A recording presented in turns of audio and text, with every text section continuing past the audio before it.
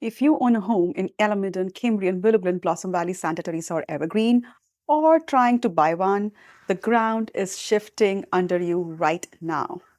Not in a scary way, in a this is the biggest thing happening to your biggest asset, and almost nobody's talking about it honestly way.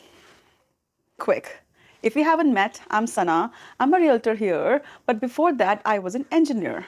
And here's the part that matters. I did not grow up in South San Jose. I came here from India after I got married, and I had to learn this whole place from scratch. The way an engineer learns anything by figuring out the rules. And the rules here just changed in a big way. So let me save you the years it took me to understand them, starting with one idea I want you to hold on to for this whole video. That house you bought to raise your family in, it's quietly becoming three things at the same time. The house itself, the land underneath, and the spot it sits on. Most people only ever think about the first one, the house. The whole rest of this video is about the other two because that's where the real money is moving. Let me start with the one you can actually see. From your own front porch, you can almost watch it happen. South San Jose is about to get built more in the next 5 years than it has in the last 40. I know that sounds like a realtor hype, except it isn't. Let me give you three quick examples.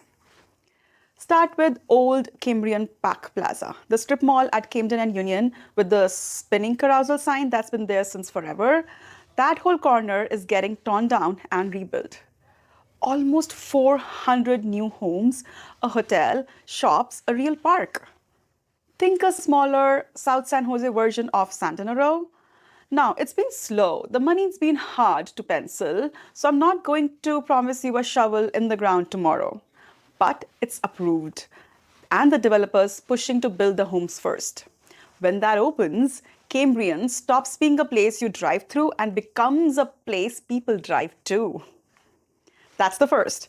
The second one, already underway, the Communication Hills, where they are still building. Another big batch of new homes, and for the first time, an actual little downtown up top. And then the third one, the sleeper, the one nobody's really talking about yet. IBM is closing its old Almaden Research Center. That's a campus the size of a small town, almost 700 acres, sitting in Almaden Valley, where there is basically no open land left to build on. 700 acres in Almaden. That's not a question that stays quiet for long. If you own anywhere near there, start paying attention now. So that's the part you can see, the cranes, the carousel coming down, the new roof lines. But the thing that's really repricing South San Jose, you cannot see it at all. It's written into law. This is the part the engineer in me loves because it is invisible and it's exactly the stuff that actually moves your home's value.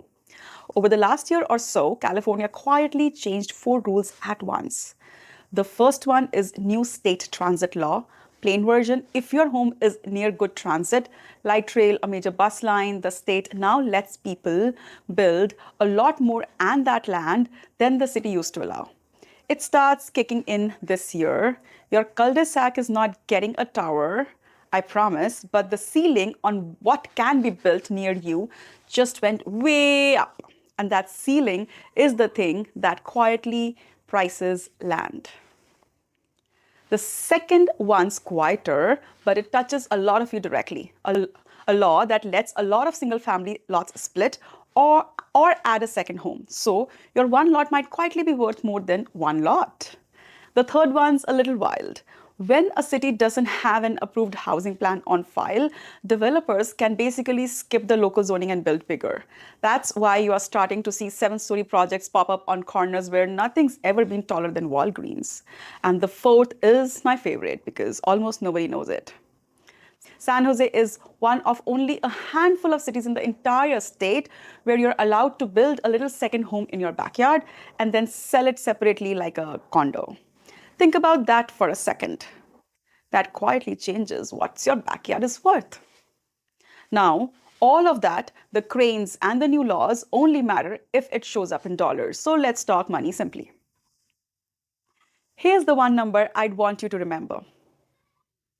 Per square foot, South San Jose is running roughly 25 to 30% cheaper than Sunnyvale and about half the price of Cupertino. It's not even in the same conversation. Same county, sometimes just one freeway exit apart. So, this whole South San Jose is about to be repriced idea really comes down to one question. Does that discount finally start to close? And here is the honest part. Right now, this year, it's actually getting a little wider, not smaller, because fancier city bounced back and South San Jose softened. That's either your window or your warning, and I'll tell you how I read it in a minute. One, one more money thing, because I know it's what you actually care about, schools. In South San Jose, the single biggest swing in your home price isn't the kitchen and it isn't the bathroom, it is which side of a school line you're in. Almaden runs about 50% above the rest of the city, and honestly, most of that is the school. So, as these new laws start shifting who lives where and who feeds into which school, there is a lever on your home value almost nobody's pricing in yet. Now, I could stop right there and let you ride off into sunset. So, I'm going to do the thing most agents won't tell you about the risks, not just the upside. If you're looking into Almaden or up in the foothills, you have to think about insurance before you fall into love with a house. Those areas are close to wildland, and California insurance in 2026 is a real thing. Rates are jumping, some companies have pulled back. So, my rule for clients is simple. Check the natural hazards, get a quick insurance quote before you write the offer, not after. I have watched that one number blow up a deal at the last minute. Don't let it be yours. And the other quiet one, water. Coyote Creek runs right through this side of the city and it flooded neighborhoods back in 2017. Up the hill, the big Anderson Reservoir has been kept half empty for years for earthquake safety, and there's a long repair just getting started now. None of this should scare you off, but you should know whether a house sits in a flood zone before you buy it. The same way you check the roof. I check it every single time. So that's the head part, the numbers, the laws, the risks. But there's one thing no market report will ever measure, and for a lot of you, it matters most of all. I saved it for last because it's a part those reports never cover, whether you'll actually feel at home. If you came here the way I did, from India, starting over, looking for your people, let me just tell you where a lot of families land. Out in Evergreen and Silver Creek, you've got these neighborhoods that are mostly immigrant families, a lot of Indian, Vietnamese households, the kind of place where the temple's closed, the grocery store carries the things your mom would ask for, and your neighbors just get it. Some of the most family-friendly streets in the entire state are here. I'll tell you this because a house is a financial decision, sure, and I'll run all the math with you. But it's also where you're going to raise your kids and where you'll either feel like you belong here or you won't. That's the hard part, and I'm never going to pretend that it doesn't count. So let me bring it all home, the head and the heart together, depending on where you're sitting right now. If you own a single family home here, honestly, take a breath. You're in a good spot. The land's getting scarcer, the laws are tilting your way, and you own the thing everybody's going to be fighting over. Your one job is to know whether you are sitting inside one of those transit zones, because that's an upside most owners don't even realize they have. If you own a condo or a townhome, just go in clear eyes.